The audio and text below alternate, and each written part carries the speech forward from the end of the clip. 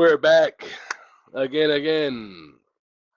Players Ball Podcast coming to you. Well, not live, but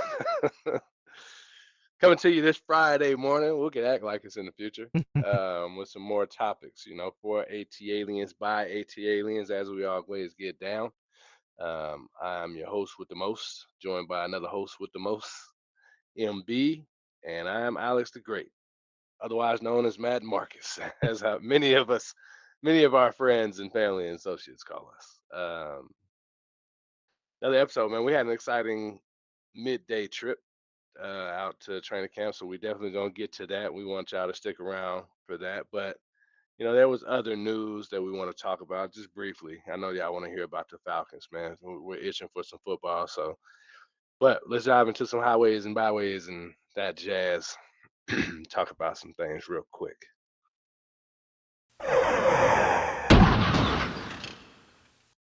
We got traffic incoming, covering all the biggest news in ATL sports, no matter the lane, no matter the highway. Let's get into it with Spaghetti Junction. So, our Atlanta Braves. Liberty Media, this message is for you. We don't like you. We don't want you in our city. We want you to immediately sell the team to someone who will allow us to be winners, someone who will allow us to have success, someone who will spend money to get a championship around these parts, man. You ain't it. I know you made a lot of money. Come on, cash out. Go ahead and get out of here. Buy another franchise. Maybe you can make that work with I know Oakland is moving the Diamondbacks, right? They got a great farm system. Maybe you can just keep it cheap there. They're not spending a whole lot of money. Atlanta don't want you. And good riddance for when you're gone. Let's start there. Amen, brother.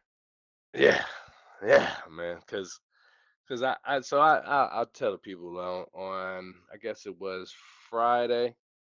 I was sitting at a Taco Mac, eating some delicious chicken wings. Shout out Taco Mac. Um, Braves game happened to be on. I don't force myself to watch these games anymore, but the game was on. We were winning, and then we lost. And if you watched any episode where we talked about baseball, you can guess in one try why we lost the game. Raisel Iglesias. So from there, I fired off a text to my brother Matty. I said, "Hey, Raisel should have Snit fired at this point." And it ain't gonna happen. One, two, it is his fault. I still want Snit gone. Let's be clear that respectfully, but having heard conversations since then, man, it's all about Liberty Media, the lack of money, the lack of movement. We likely won't be active at the deadline. I know we got a pitcher that came in and looked like he had been pitching for the Braves all year, giving up dingers. But it's just a frustrating place to be. I'm trying to check out. It's just difficult because every time I'm somewhere, it's summertime, so they're gonna have the Braves on. I'm sure I'll make it to the Battery a couple more times. I've been down there a good deal, so I can't ignore them completely. But it's comical at this point how bad the team is, and again the snake bit seasons are really racking up. There was recent news of our boy Ronnie. He left the game with Achilles tightness, and you could see him laboring for. There were two back to back. I don't know if they were back to back in the game, but the highlight made it seem like it was back to back balls that came his way, and he could not get to him. One was a foul ball that typically, that's an out for sure. The other was a play that was closer to him than Money Mike, and he couldn't leg it out. He ended up getting pulled after that. So something is awry with Mr. Ronald Acuna, So he's and I don't know officially, what can make this season get worse. well, I will say on the Ronnie side, it is definitely not good when your star player isn't available. He has hit the IL, but on the good news is it's a calf strain, so it's not a serious Achilles injury or something season ending, right? So that's good news. But Small no, victories. yeah, very small. You got to take what you can get this year. But the snake bit season, I mean, this is year 2, right? That we have been absolutely obliterated by injuries, and we're at the point right now from a starting rotation, not a single pitcher that was in our rotation opening day is available. All of them are on the IL or the season ending IL. Grant Holmes, which honestly had been a bright spot, a guy who, when we picked him up, was never really intended to be a starter, but has started all year long for us, uh, and has been very competitive. He's out for the season, needing Hmm. Tommy John. So Mm. it's just been a rough one. We have made a few really small moves. The trade deadline is tomorrow. I imagine we'll continue to make some small moves. We may see Ozuna leave. We may see some of those bullpen guys that you're so enthralled by Mm. leave as well. So yeah, we'll see. Tomorrow deadline will end, and I'm sure next week we'll have some to talk about in that regard. But for all intents and purposes, this season is over. I said that, I believe, last week as well. Well, they've put a fork in it. They're done. So it's time to move on to some greener pastures. From the gridiron to the hardwood, you know you got to keep your eyes on the birds. Let's talk Hawks. Let's talk Falcons.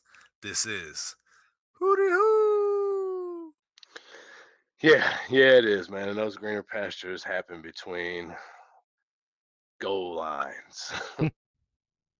Football is back, man. First preseason game. I think the Hall of Fame game is this weekend. If not Sunday, then Monday, and then the preseason first Falcons preseason game is next weekend or next Friday. So we're back, man. I previewed at the call. I work too much. Previewed at the top of the pod that we were going to talk about a visit to training camp, man. So we got out there on Tuesday, and what a day it was. There is an excellent clip out there on our YouTube put together by Sir MB of the walk up to it. Go check it out. There was some fireplace. If you're paying attention, you will see us sitting on the hill when Bichon caught his touchdown, and it was a heck of a throw and catch too, man. What were your thoughts on the experience overall? The video was dope. You go check that video out. It's on it'll be published by the time this is up for sure. All credit to that video goes to the Atlanta Falcons staff, because that was not my own personal video, as filming was strictly prohibited during practice. Um, just Mm, put that disclaimer out there. Um, but no, the experience was good. We tried to get out there as much as possible. I believe last year, because they were doing some construction to the facility, they didn't hold any open practices at the Flowery Branch facility, so I didn't personally make it out. I believe you and Grayson got to check them out at the bins. They've yeah. done that a few times recently, and really ever since 2020, um, it's been a little hit or miss what they decide to do in terms of holding open practice. But we got out there. It was a much smaller kind of Affair. affair. Yeah, like typically you'd have 92.9 the game out there, which they were out there. They used to have 680 the fan out there as well. There would be a couple games for the kids. There would be a nice large merch tent, and then a couple different food trucks. Now they still had all those things, but it was scaled down from previous years that we went, which, I mean, that was slightly disappointing. But as far as the crowd goes, um, it was one of the bigger, maybe not the biggest crowd that I've seen at a training camp event. The clip that Marcus referenced shows when I walked up and kind of how the crowd was 30 minutes before practice started. And that crowd was probably only a third of Probably less. probably less than a third of what actually arrived throughout practice and was there at the end of practice. But it's a good time. It's free. This year they did something different where you had to claim tickets, but you could find those tickets through the Falcons website and Ticketmaster, but they were free. You just had to reserve in advance. So Hmm. they were limiting the occupants. Um, so always a good time. What'd you think? Yeah, I thought it was good. Definitely dialed back, especially considering, last year we were in the air conditioning and it was still free. All the vendors were open at the dome, so at the dome, at the bin. So now it felt dialed back from previous years at the branch, but considering the last year was at Mercedes-Benz, yeah, it felt like they didn't really do anything. Like there weren't any real cool photo ops, right? They at least usually have like the rise up letters or a big falcon out there for you to take pictures with, and there was nothing. There was one game, one carnival game where you throw the ball. They usually have like three or four. And then there weren't any hot dogs and hamburgers for sale, man. That was actually pretty disappointing for me because I didn't eat breakfast. And the two food trucks they had, they didn't tickle my fancy. So, when I think football, I want some American fare, man. I want a hot dog or a burger on the grill. So that part I was sad about, but the seeing the crowd was super encouraging. Hearing the crowd celebrate the plays because they had a live scrimmage at the end of the practice. Celebrate the good plays, the good catches, the good hits. Um, at a roar, was awesome. I feel like the bin's gonna be packed this year, man. There's a lot of optimism of the season for the season upcoming. I was talking to a guy when I was walking up the hill to meet you. We were talking about setting expectations for the season, and we both agreed that a playoff win is the expect. That's the bare minimum that I expect. Where do you land with that? I mean, I think that's a fair expectation. I think winning the division is goal number one. Um, I still think a Super Bowl is well within reach. This team last year, you know, barring the epic collapse, right? Like we were in prime position to win the division. I think if we had played at the level that we played in that first half, right before the injury to Kurt, like we win a playoff game probably last year. Uh, Yeah, Now I see our biggest, potential opponents to actually make in a bowl. Um, the Detroit Lions, right? They've been on fire for the last couple years. I don't see anything changing with them. Uh, but outside that, I think the NFC specifically is pretty open. yeah. We saw how the Commanders came in there and won that game with the rookie quarterback, and to Detroit's defense, not necessarily credit, their defense was decimated, right? So I definitely think they're going to be in the hunt this year. Philly's still going to be good. The division winners from last year are going to be still in the hunt this year for the most part. So I do think we do have to win the division. I just want to take that up a notch. I think that's the Bucks. We can't overlook them. I think the Panthers are going to be a lot better. The Saints are going to be trash as they deserve. No one likes you, Saints.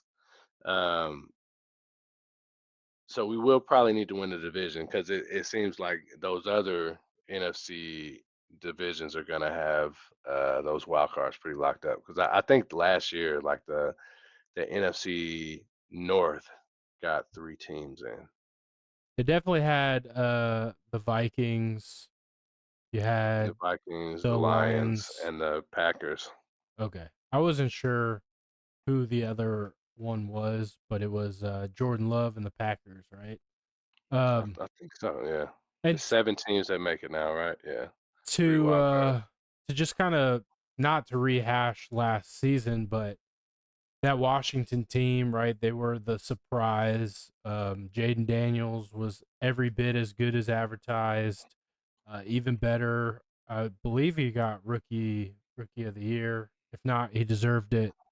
Um, but we took that team toe to toe, right? Like it was a game winning drive at the end of regulation, um, to tie the game, and then we end up losing in overtime, never getting the ball. So if our defense was even halfway competent, we win that game last year against a team that won a playoff game. So I think that expectation is real because we've improved, I think, drastically in Yeah. the off season. So Did you see what Michael Penix expects? no, I did not. So he was at a presser and he said we should have one of, if not the best offenses in the league this year, and that they're going to be unstoppable. I, With words from the horse's mouth.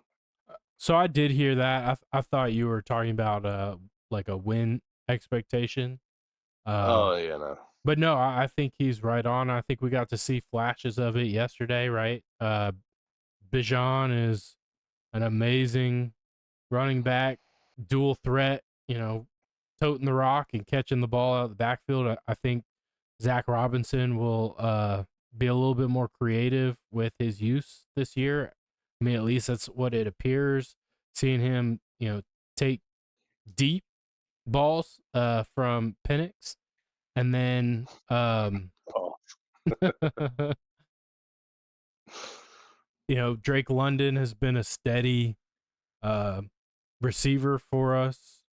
So I think the expectations are right on as far as being a top offense. I mean, we were up there in offense production last year when Kurt was healthy, right? Yeah, threw for a 500-yard game. That's that doesn't happen by accident. It doesn't happen if all the pieces aren't clicking. No You matter don't just stumble upon that. how the story ends with Kirk Cousins, he is an Atlanta Falcons franchise record holder. Straight up. Can't take it. Well, You can take maybe it. someone can take it away from him, but They're gonna have to it's earn it. gonna have to be a quarterback that yeah, that earns it. We can't take it away from him because we have feelings about how last season went or what he did or didn't do. So we talked to some fans while we sat on the hill. We talked to these two brothers that sat next to us for a bit, and we asked them that question. And we talked about it here on the pod a couple weeks back, but we were talking about Kirk versus Ra, like who needs more blame in that situation. And my man said Ra, and then he doubled down and was like, "Yeah, Ryan managed that clock correctly. Um, Ra didn't make the right call, getting Koo out of there sooner."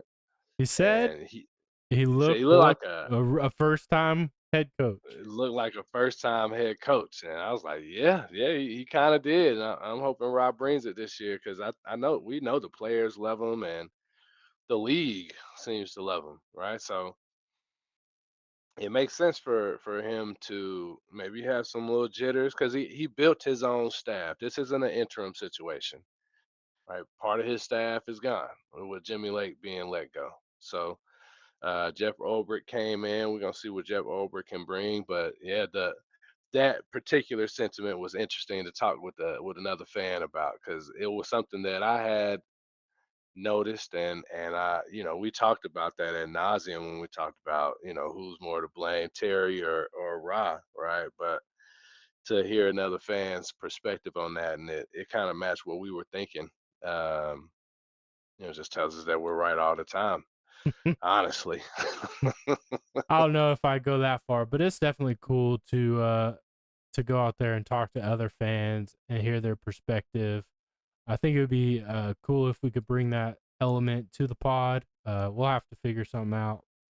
Um, but yeah, it's definitely fun getting some other, you know, AT aliens thoughts on our team. Yeah, yeah. So there's I want to I want to segue real quick before we jump in because I know we got a little an agenda. Um, Autograph culture. It's not new by any means, um, but I think quick quick segue to my segue.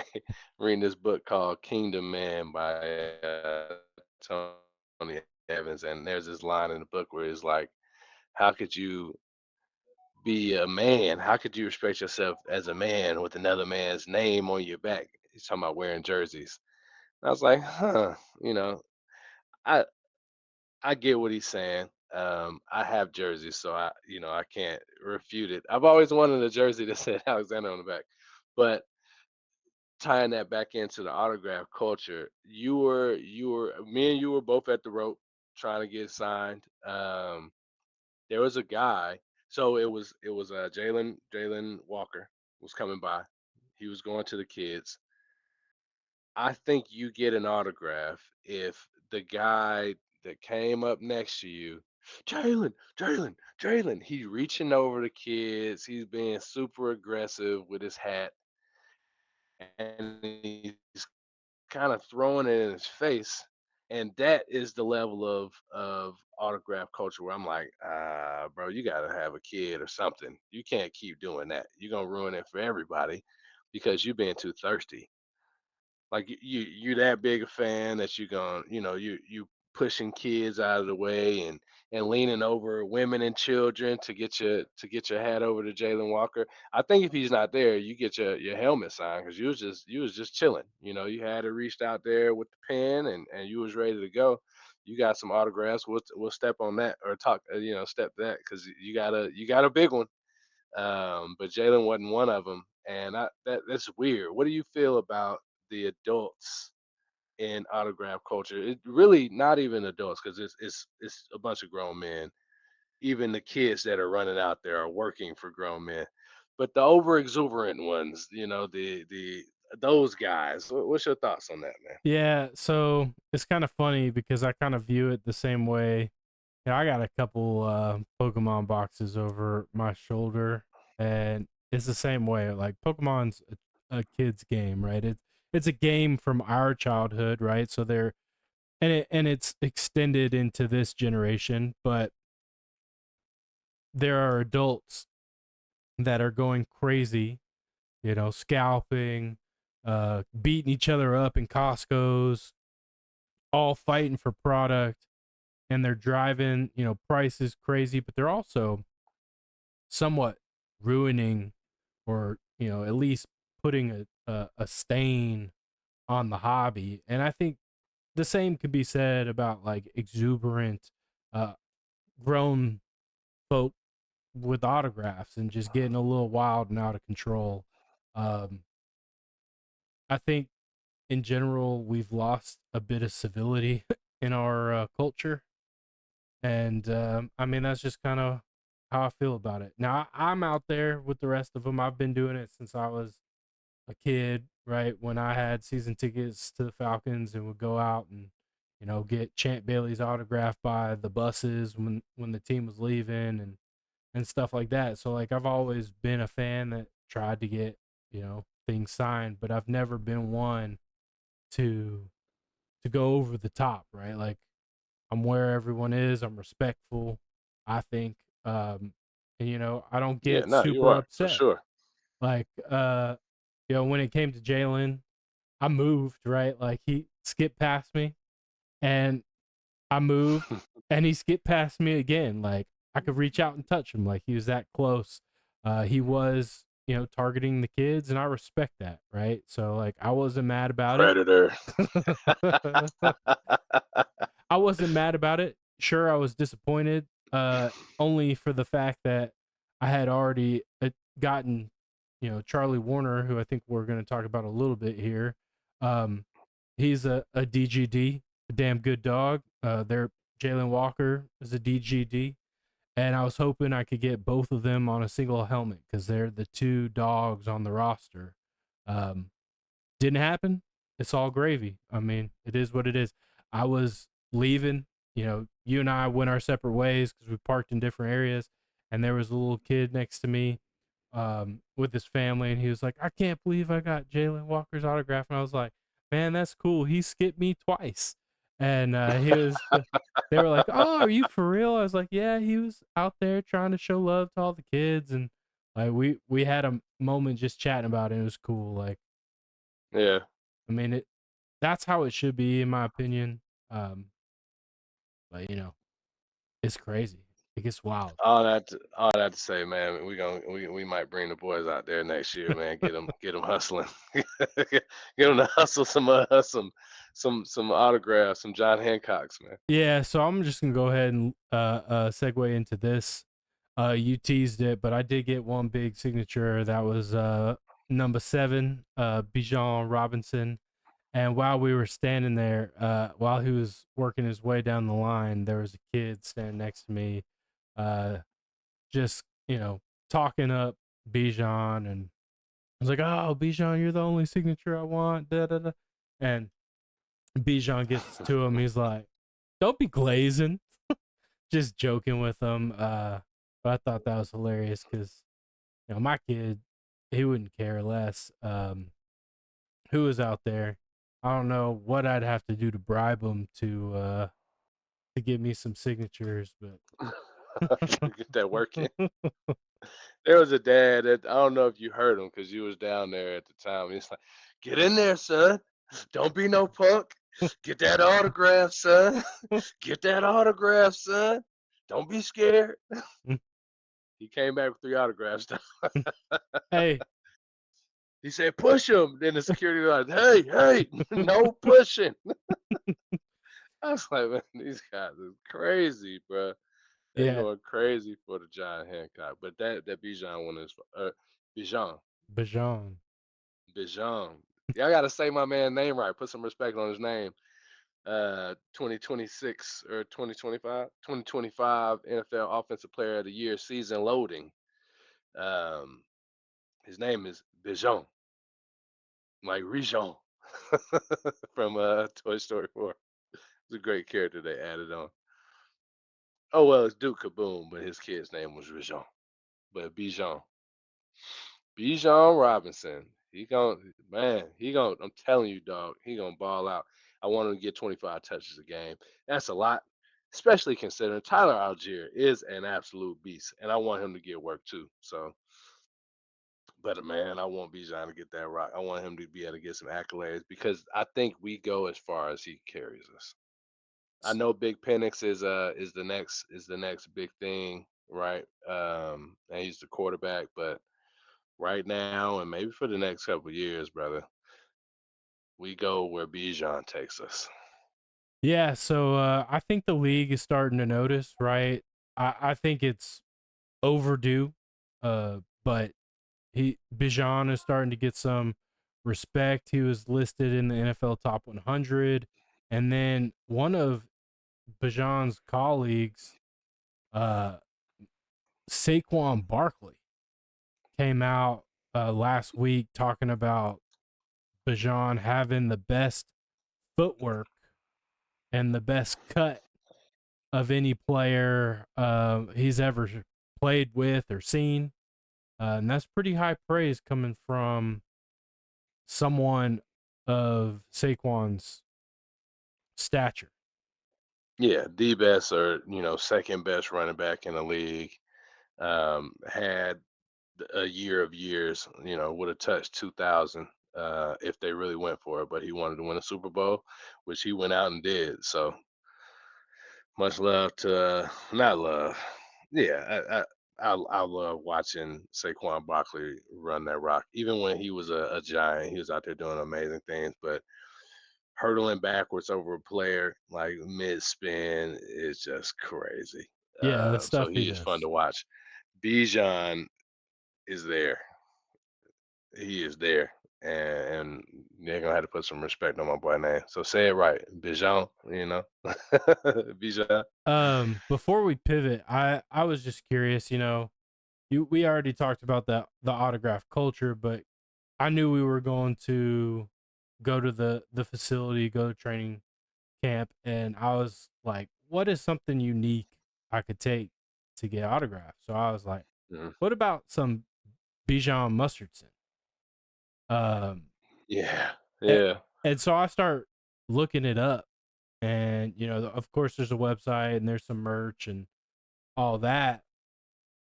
But in my research, I discovered that there is not a single local meaning the state of Georgia.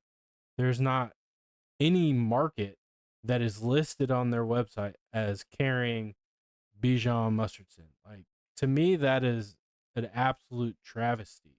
You have a yeah. star player for your home team who has a product, and we don't carry it anywhere.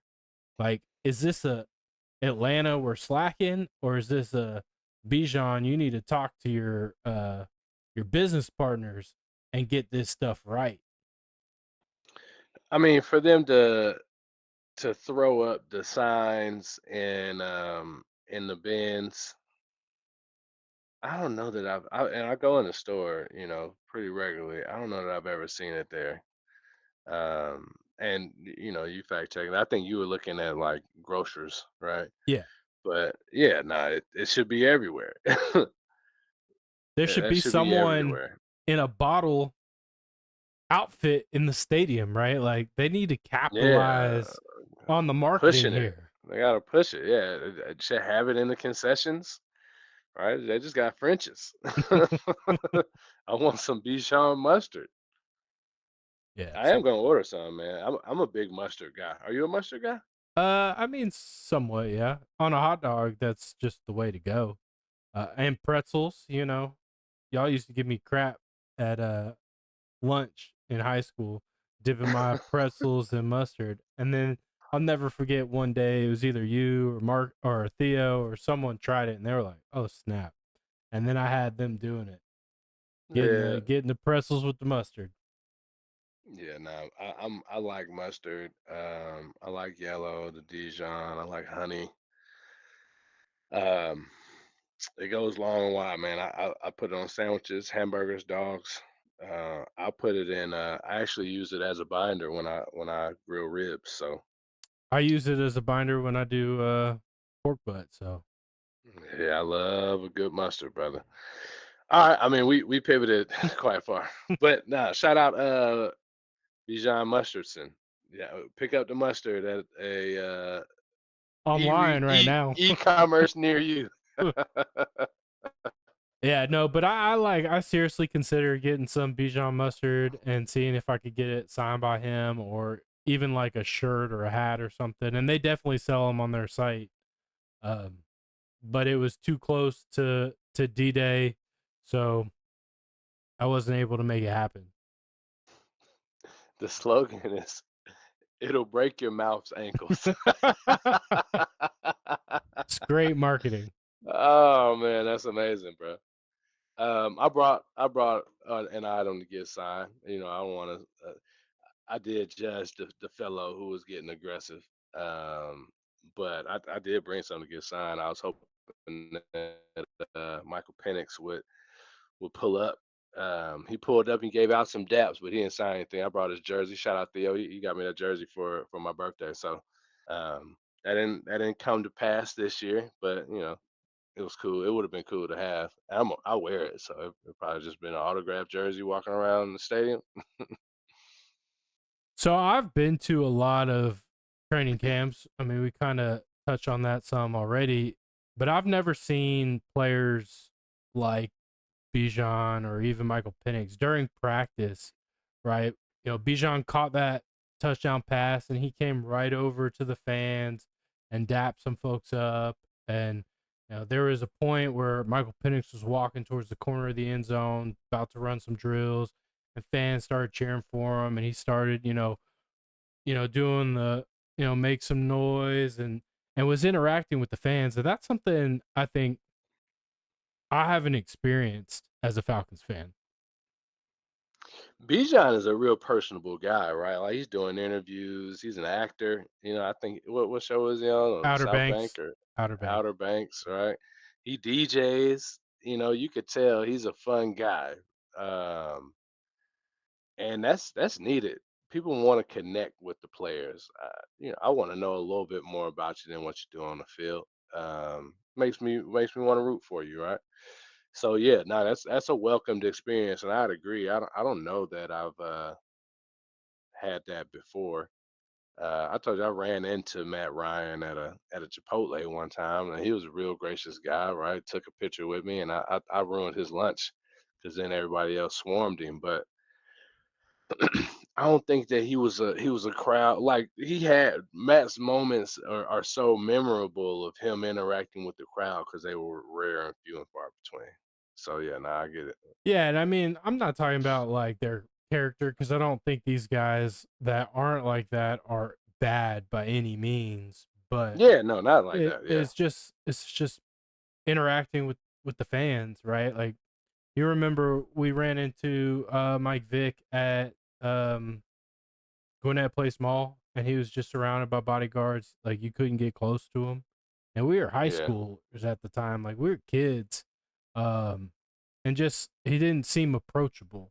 Like Bijan and Michael Penix, they seem like approachable guys. Like even as kind spirited and you know family man, Christian, you know Kirk Cousins is, like he doesn't necessarily seem like a real approachable guy.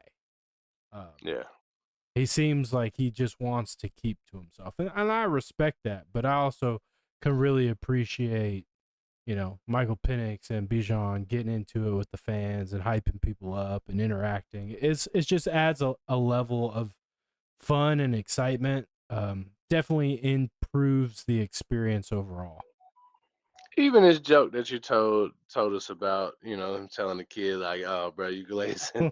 That's hilarious, man. That's something that kid will remember, and the people around him will remember that because that was like a genuine response. At that point, he's just another guy that he's famous and he's very good at his job. But he cracking jokes just like everybody else. So I think that's cool. And I do welcome it. So I wanted to ask you this question. We don't have it in the show notes. Sorry. Um, but while we were at practice, right, we were watching do drills. It was the first practice in pads, so we did get to see some live scrimmage with a little bit of hitting, right? Like they weren't doing a whole lot of tackling or any tackling to the ground, but they were thumping. Was there anybody in particular that you were watching or stood out to you? Um, um, what's my man's name? He used to be backup quarterback. He's our Easton third string Stick? tight end. Oh No, no, no. Felipe Franks. Yeah, Felipe. There was a moment where Felipe got into it with a defensive player. I mean, he was in a lot of sets that I was watching. He was constantly on that right side. I was just watching him move and see what he could do. He's a really big guy, not just tall, like for a quarterback, like big. So I can see why he had some appeal at the quarterback position for people. But then, to see him get, a little hot under the collar over whatever happened over there on that other sideline was encouraging. And that he drew my eyes from there, like to see what he would do. Like, is he gonna snag a ball on somebody from there? I was watching a lot more offensive players than defensive players, but sitting next to you watching certain things. I know you're looking at some defensive players who stood out for you. Who you excited to see against an opponent? As a Georgia Bulldogs fan, it hurts my soul to say it, uh, but Mr. James Pierce Jr. He is the Mm. Tennessee Volunteer, the mortal enemy. He's a Falcon now. I guess we're all friends. But he was in a lot of reps with the ones, which I found very interesting, right? Like he was out there with Jesse Bates and um the what Caden Ellis. yeah, Caden Ellis, who I Yeah, would yeah. think is our first string defense, and he was moving guys, right? Like he's a long, lengthy dude that was quick, but he was pushing like big old Caleb McGarry and those guys. He was pushing them around, and when they put in the second and third set, like he was in Kirk's face on several plays. Probably would have gotten a sack if it was live ball. So I was quite encouraged and pretty impressed by him. I wanted to see Jalen Walker, but I read today that he didn't practice. But he was there, but he didn't really get much full on Much right. practice. I think rumors were coming out of the draft that he was dealing with some sort of injury. So I'm assuming he's kind of limited in what he's able to do. He can't go full speed. And they said basically the same thing today. And the article that I was saying was he's kind of falling behind, which, he is the higher draft pick. We do expect to see, production out of him, and he's needs to be a contributor on this defense. But it looks like it's going to take him a little bit more time to get there. Whereas it looks like James Pierce may be a starter day one. Yeah, nah, and that is what you want to see. You want to see your first round picks contribute immediately. It feels like I won't call it an embarrassment of riches because so many of them are unproven, but we have between the last 2 years drafts and bringing in Leonard Floyd, we have so many edge slash lineman players now. It's gonna be curious how I guess Jeff Ulbrich um, rotates those guys in and out. Are we going to have somebody that can reach double digit sacks based on the amount of bodies that we're going to be able to throw at people? Now, the goal is to have more team sacks, right? Not to finish second to last. Um, but it'd be nice to have somebody that's like that offensive now fear, and he frees up the other side of the line Yeah. to really get active, right? You can rotate a player in and out as long as you have this consistent guy here that's just wrecking shop. It's going to be interesting how they do it. I think I'm not pivoting to the Hawks, but I think the Hawks have a similar situation, with all of the wings that they have. So it's going to be curious to see, who's getting what snaps at what time on the defensive line for the Falcons because they're a lot of players. Yeah, and I mean, for me, I kind of honed in on the defense simply because it was such a big area of weakness last year. But Hmm. I also kind of honed in somewhat once I, figured out where I was able to pick James Pierce out of the crowd. But there's a lot of talk. Jeff Ulbrich even addressed the media about it over the weekend. James Pierce was involved in a couple scuffles on the field, kind of like what you were talking about with Felipe Franks, but there were Might have been multiple. him there. Look, who knows? But there were multiple fights, is what they called them. And Jeff Ulbrich addressed the media, basically saying that they went a little too far. Um, just kind of trying to ask the guys to rein it in a bit. Like you love to see the passion, you love to see the aggression, but let's not be ill-willed about it, right? Like let's be smart. Let's pick our places, and let's not lose our heads. But for a defensive player, man, I love it. I love a guy that's going to be out there, fired up, ready to, absolutely tear into the opposing team. So does Chef Terry, who's been cooking, man. He was on the morning show, I think. He was on 92.9 in the game, one of the segments. I can't remember who he was talking to, but he said as much. He was like, look, we would much rather have players that we had to pull back than push forward, right? You can't really coach that. You can't coach that into somebody to be more hungry, more aggressive, more violent. If it's there, it's good, and you wanna maintain a level of you know middling, not middling, but to keep it at bay. But it's a lot easier to have a dog that's going. If you want your dog to bite people, you want an aggressive dog. You're not going to convince a nice dog to go out and start biting people. So Whereas you can tell a bad dog to stop biting. yeah, I mean that kind of leads to the other person that I kind of had my eye on. I feel like they lack some of that dog. And that's Kyle Pitts. He was on a podcast recently, the Nightcap with Ocho Cinco, Shannon Sharp, and ISO Joe Johnson. Um, and we can talk about that a little bit here, but Kyle Pitts in particular, I was kind of keeping my eye on it because he's that guy we drafted fourth overall. He's not met expectations of the fourth overall pick outside of maybe his rookie year, and even that left a few things to be desired with the lack of touchdowns. But he was a guy like I kind of focused in on in practice from the offensive side, and he had a couple opportunities to make big plays, and one of them he caught the ball, but he was out of bounds. A couple others were drops. And my bone to pick with him is I don't feel that fight. Like I don't think he has that dog Hmm. mentality.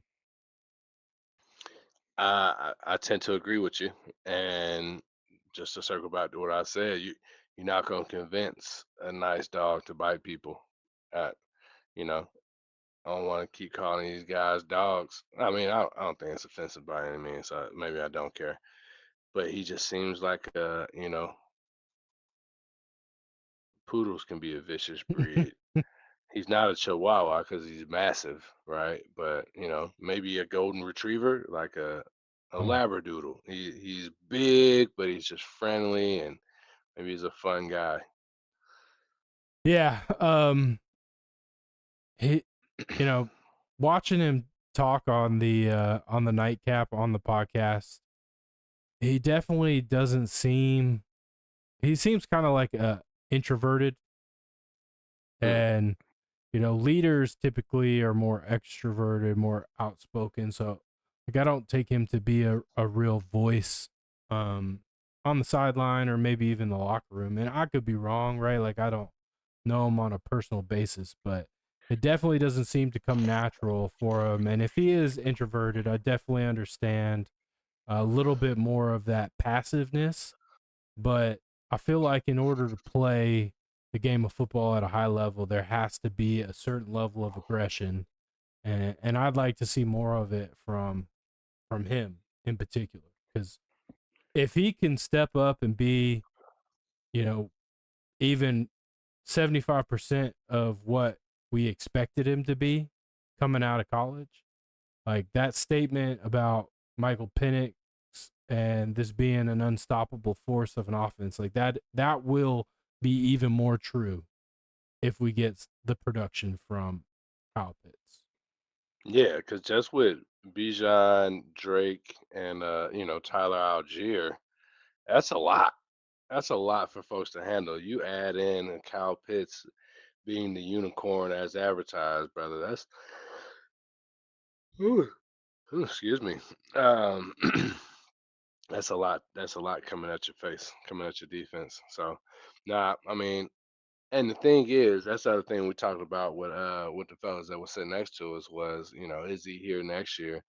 Think ball out or not, I think he's gone. So I love to see him ball out while he's here, rather than ball out with somebody else next year for the first time.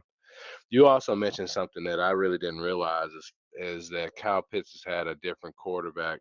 Now he's had some injuries. One of his biggest knocks for me is one of our catchphrases. One of our catchphrases: "Your best ability is availability." He's just not on the field enough. And but that said, he's had.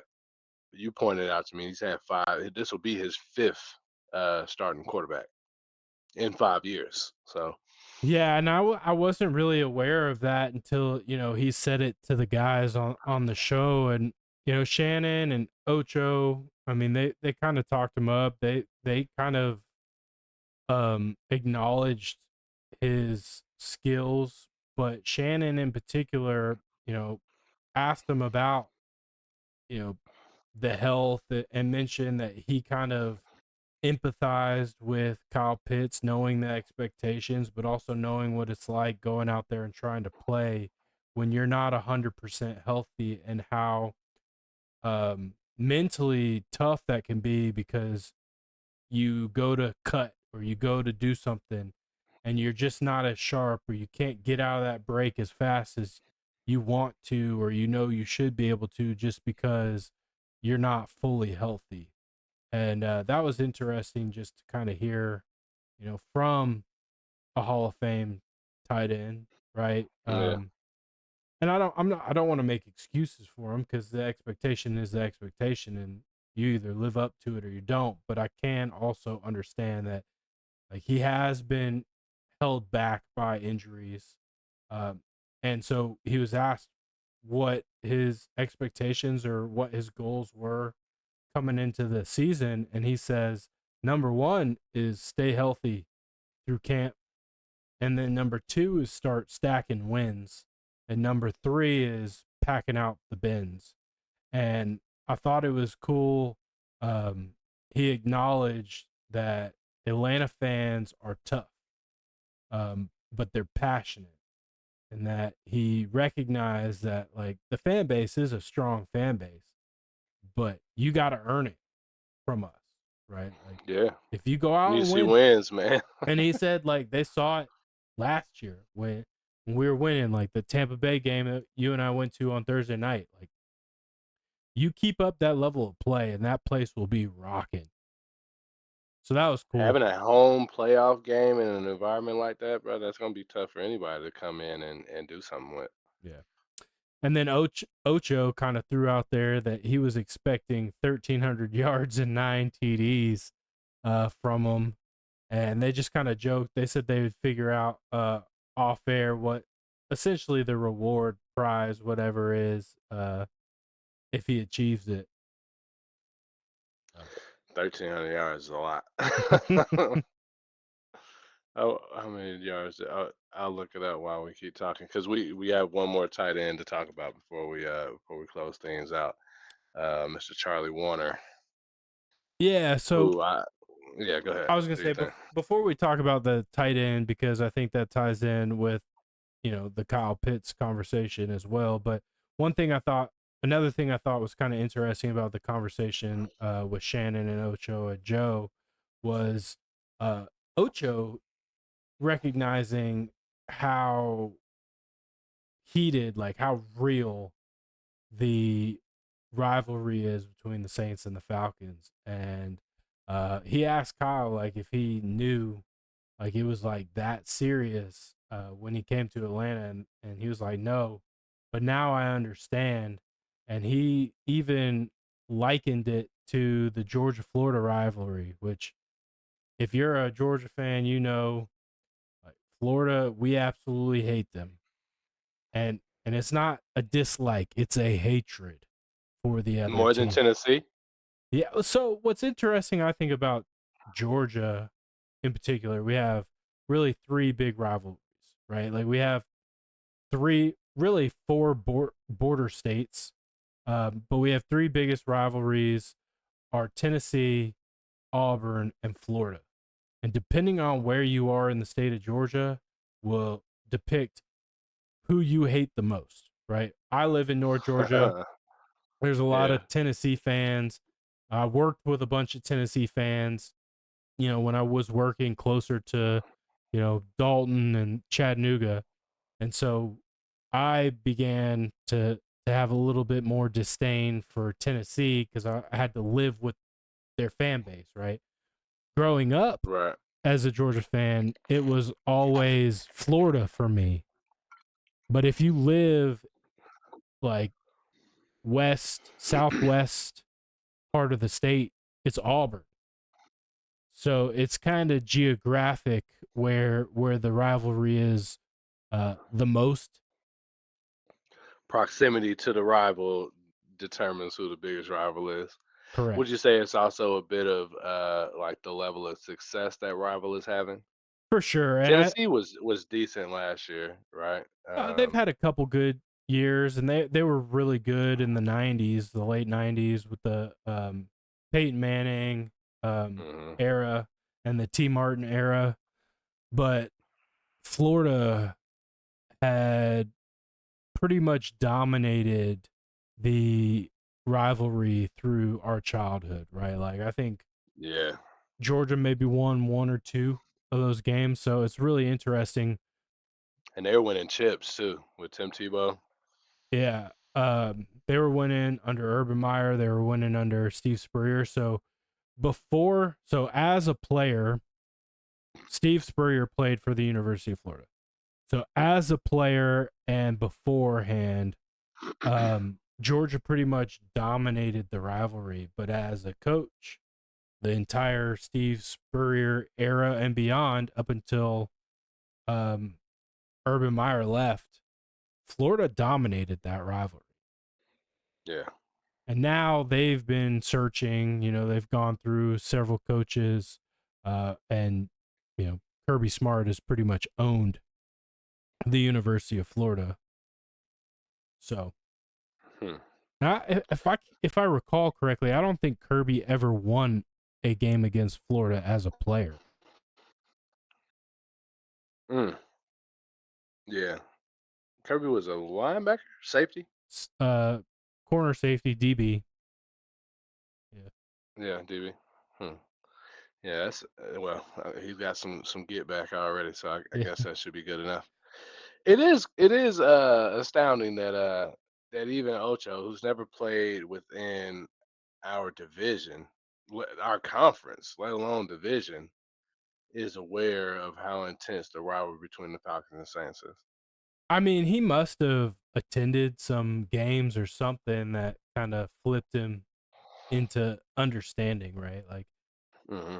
that didn't just come out of nowhere watching games on TV, right? Like that comes from firsthand experience of the rivalry.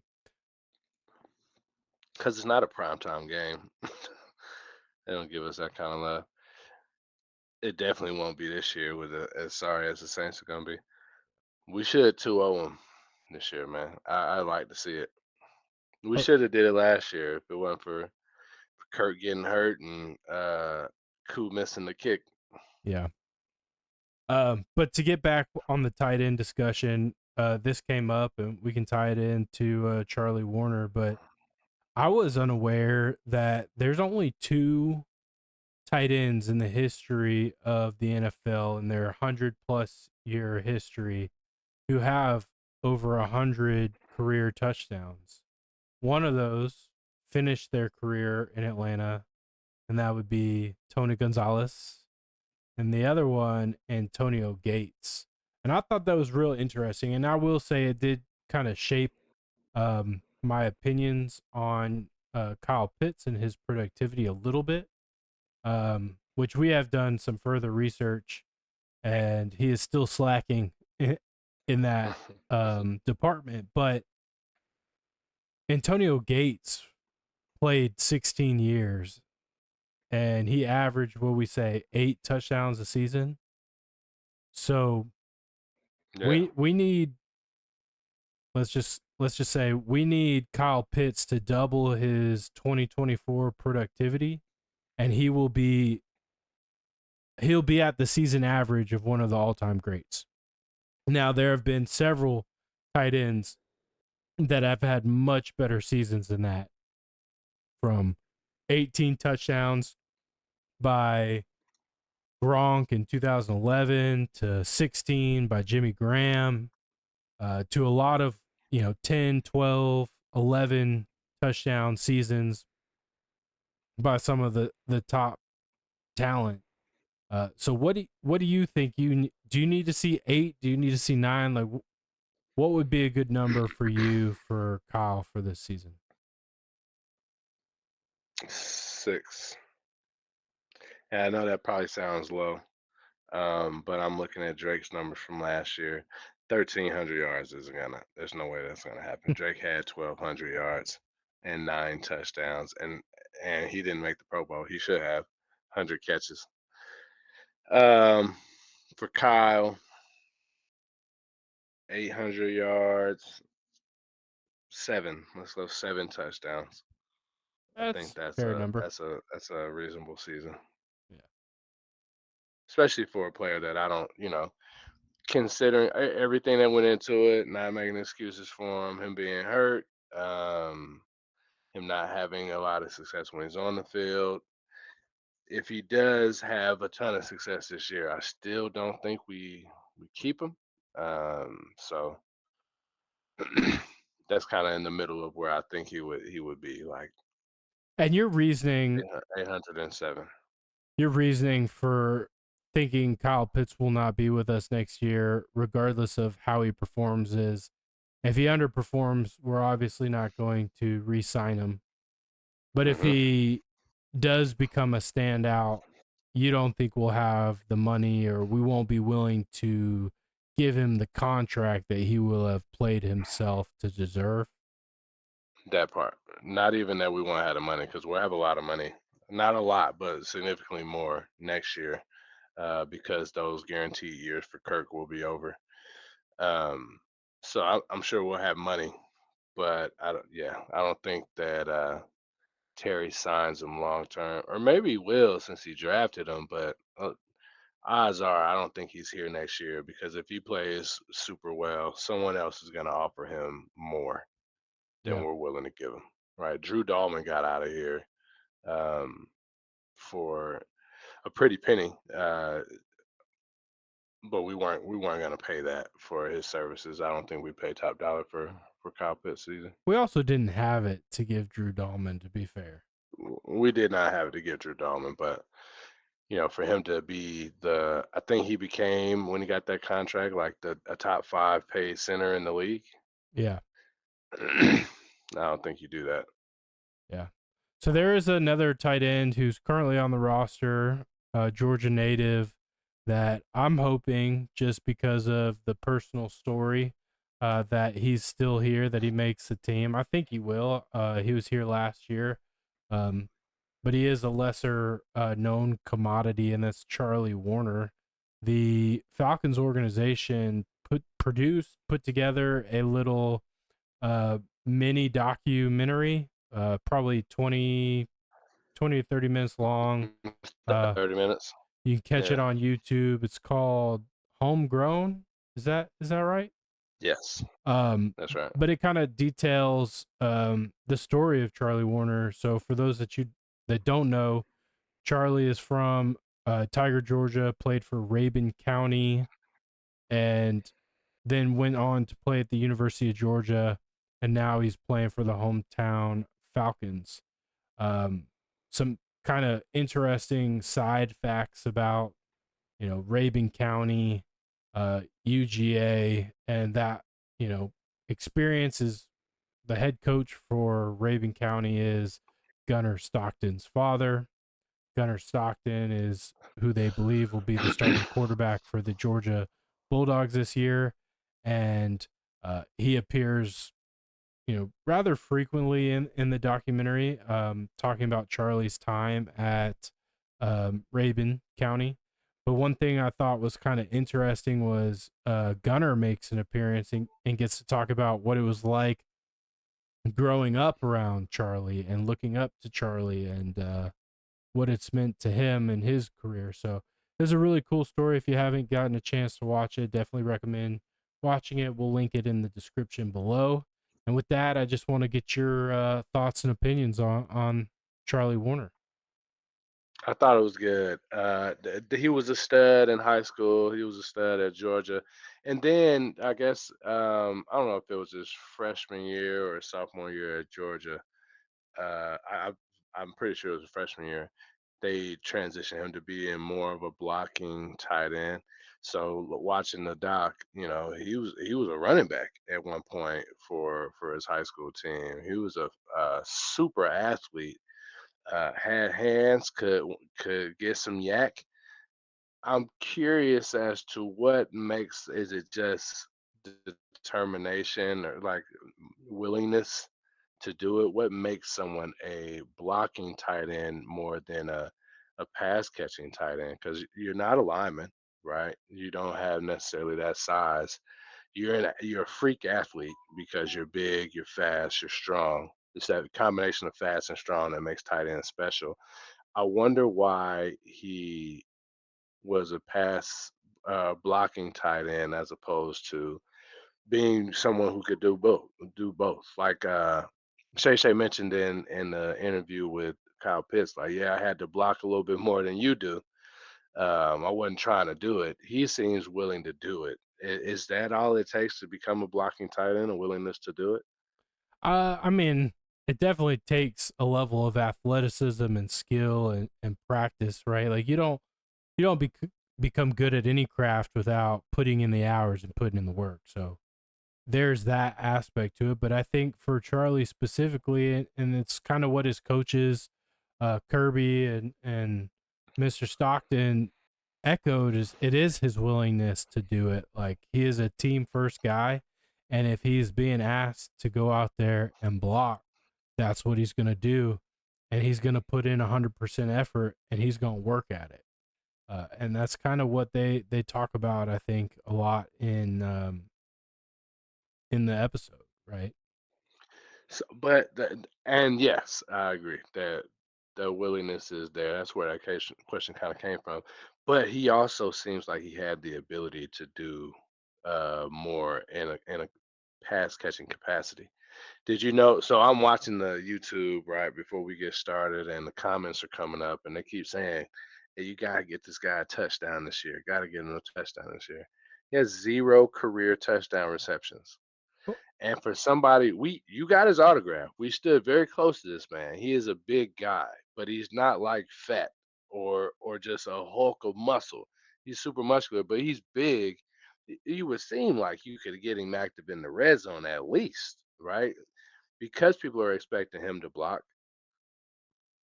I feel like you could utilize that. He should at least get a touchdown this year, man. Especially being homegrown, DSGB like ourselves. yeah. So I had to look it up because I didn't actually realize he had been in the league as long as he's been. So his rookie year was in 2020. So for 5 years, not to have a receiving touchdown is pretty wild. And he only has eight. Last year was his first year with double-digit targets. Yeah, he Like, his he first year has with the Falcons. Yeah. he has 27 targets in his career and only 18 receptions. But he was also in San Francisco where he was playing with George Kittle.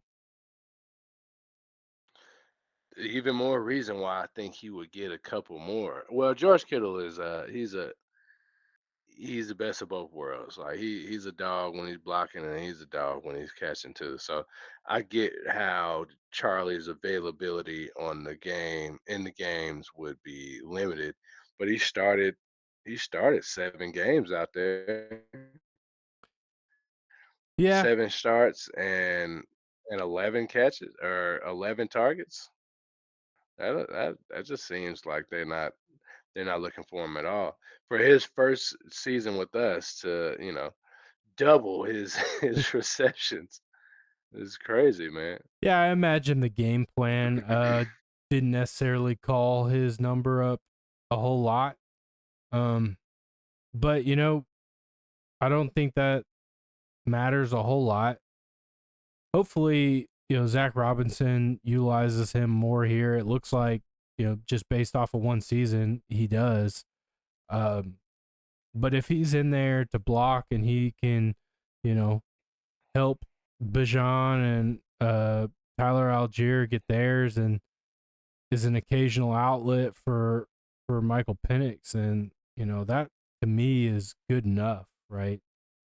It's not. Yeah, no, I appreciate him for what he can do for sure. But I'm just thinking from a scheme standpoint. If you know somebody is just a blocker, they do that with linemen all the time. Like there's no reason offensive linemen should have more touchdowns than Charlie Warner, right? Yeah, I mean, just watching at practice, we saw him line up and go out for some passes on a few different plays.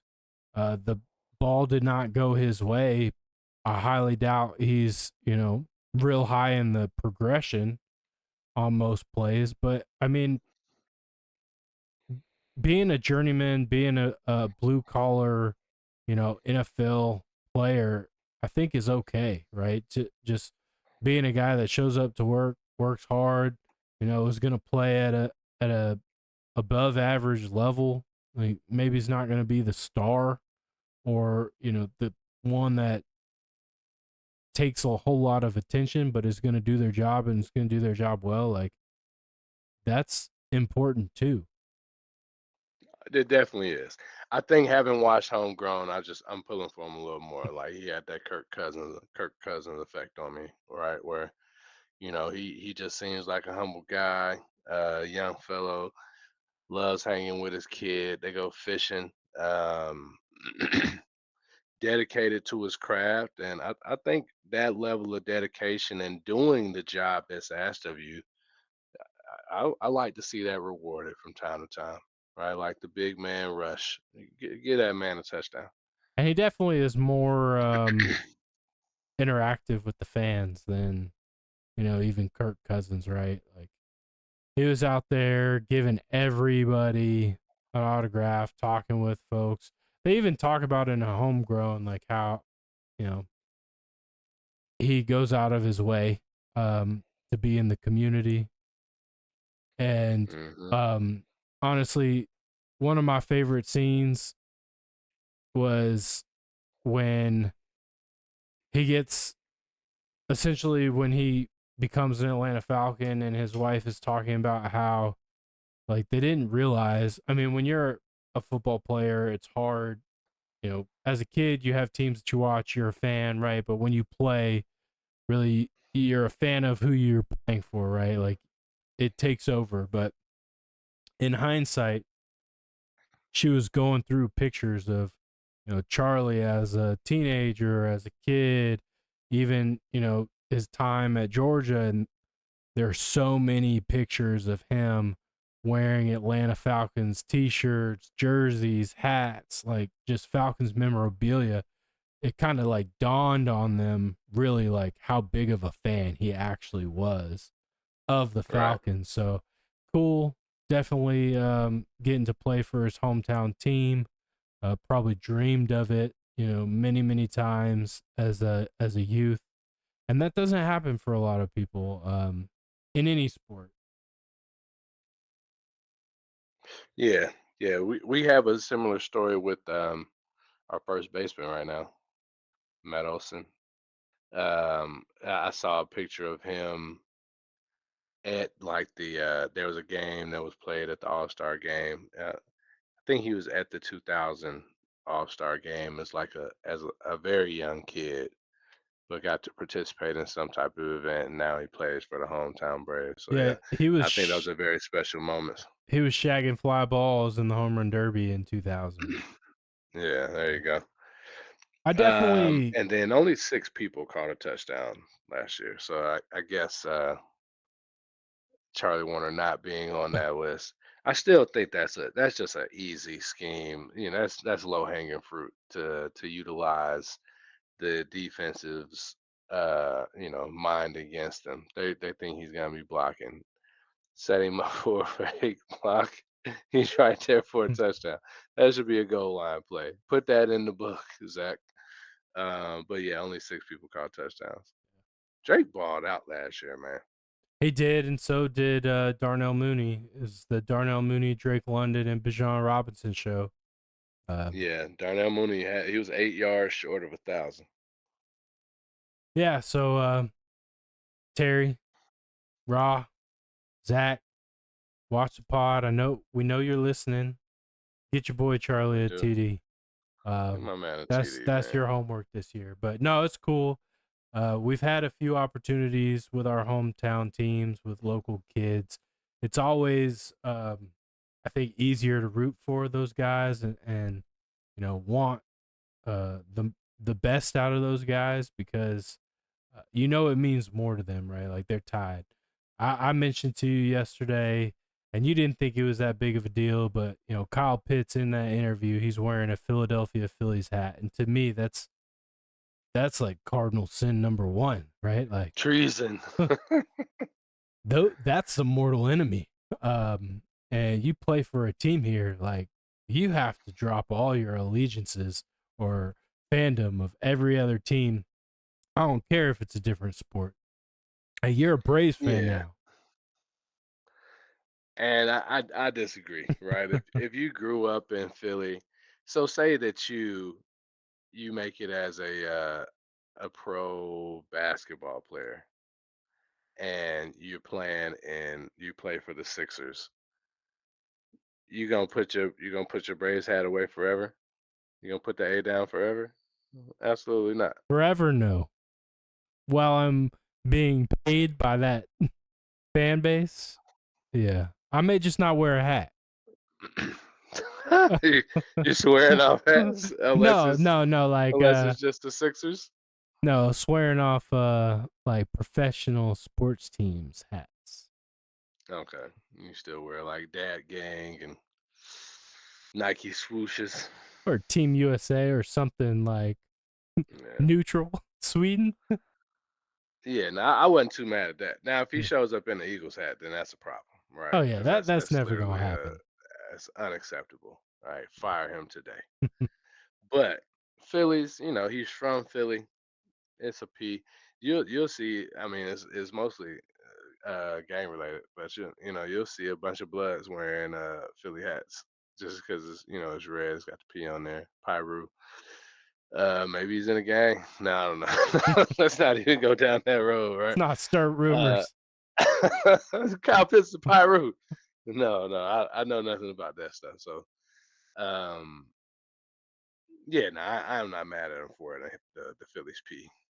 Yeah, no, but I say all that to say when it's a kid or a guy that's grown up a fan of the home team, it's easier to rally behind them for those reasons, right? Like their allegiances Yeah, are yeah, pure to the city in all things, not just the team that they play for. yeah. Charlie Warner is untainted. Shout out Charlie Warner. He went to tight end U, and he gonna get a touchdown this season, man. I think we can bank on that. Yeah. I wonder what the betting odds are on that. We should place that money. Going out to Vegas soon, man. I'm gonna put some money down on Charlie Warner getting a touchdown. I'll throw in a buck for you. Well, Buck win 10,000. yeah, maybe more. The odds are pretty Yeah, I'm low. sure the odds of the odds of it happening are low. Now I don't want to talk about it tonight, but we are well over our intended target as far as time goes.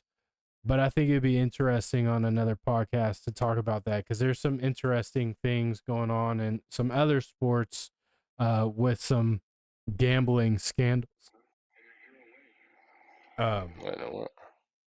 Yeah. I don't know if you've heard of about any of those, but there's a closer in the MLB who's currently suspended um, by the team uh, because he's under investigation for some gambling allegations with some very unusual bets coming in.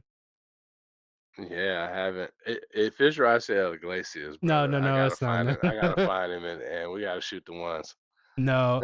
So, without getting into all the details, and we don't have to talk about it, um, I believe he's a closer for the Cleveland Guardians, but there was an unusual amount of bets in consecutive days, weeks, whatever the time frame was, where they would bet for him to throw a ball on his first pitch, and he was doing it, and so the money Mm, was stacking. And Vegas is no dummy. Like the bookies are no dummy.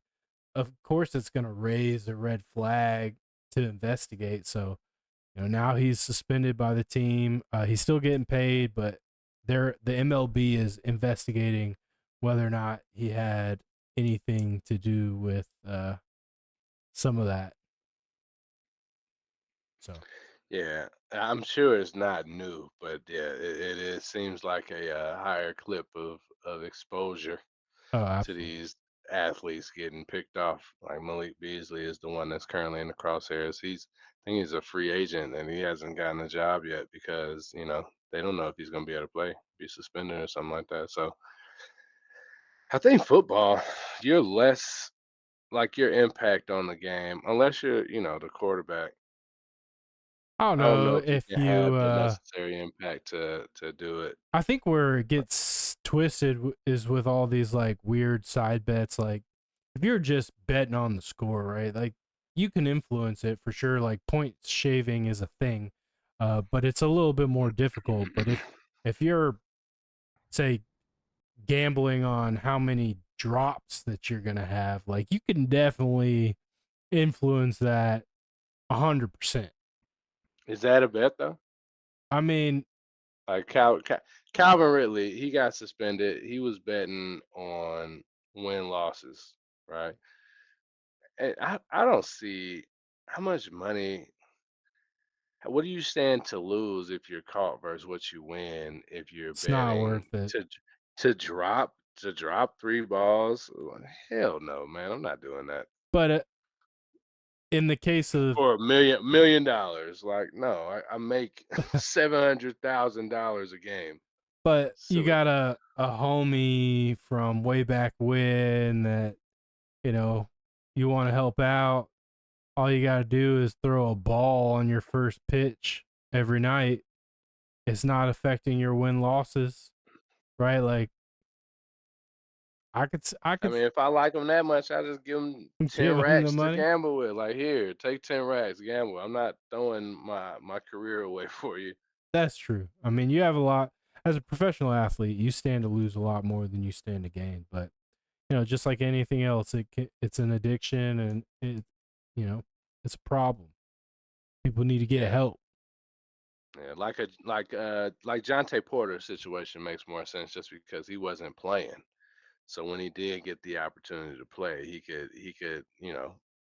Nah, there's still so much money to trick off, man. It doesn't make sense. Yeah, no, for sure. Mm. But we are out of time. Uh, Long in the tooth. yeah, y'all stay tuned though. We got a lot of good content coming. There is a new show releasing on Netflix. This is not a paid advertisement, but SEC football is essentially getting their own docu series. Uh, it'll be available on Netflix on August 5th.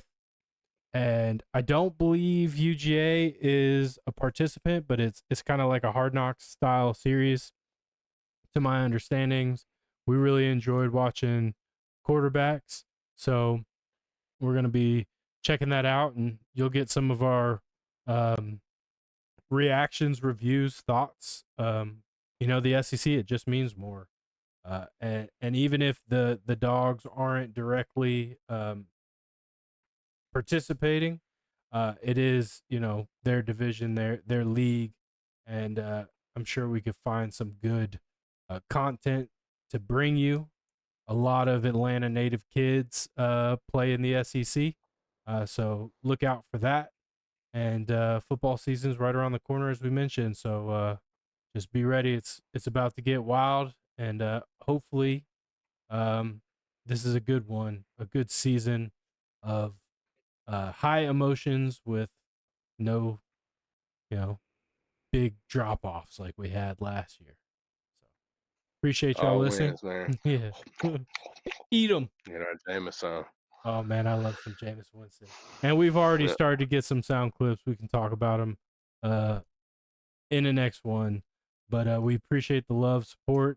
Hit that like, subscribe, hit that notification bell. We do have a lot of listeners or watchers, viewers that aren't subscribed, so it's free to subscribe. Man, help us out. We do this because we enjoy it.